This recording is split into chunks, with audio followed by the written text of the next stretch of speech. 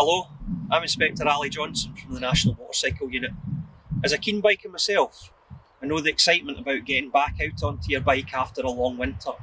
But before you get on your bike, there's a few checks you should carry out to make sure that it's safe to go onto the roads.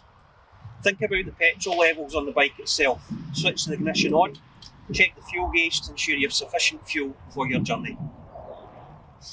Think about the oil level on the motorcycle.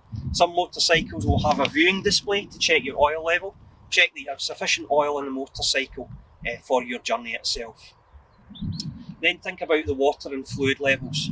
Check the reservoirs on the motorcycle to ensure that they're between the maximum and minimum levels and you have sufficient for your journey. Because the motorcycle's been parked up maybe over the winter, you need to think about any damage that's occurred to it over the winter period.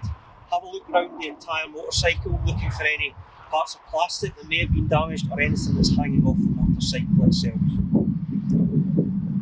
Then think about the electrics on the motorcycle. Switch on the ignition, check all of the lights, including indicators, headlights, brake lights, to ensure that everything works correctly before you go out onto the roads. The tyres on the motorcycle are really important. Make sure that you get sufficient air following the manufacturer's guidelines for the tyres, and also check the tread depth on the tyres. You should have 1mm across 3/4 of the tyre itself, and a remaining tread depth is visible on the rest of it. Then think about the steering and suspension. Move the steering handlebars from lock to lock to ensure that they're free and there's no obstructions, and also then think about the suspension both front and rear for the motorcycle. These simple checks will help you keep yourself safe on Scotland's roads when you go back out.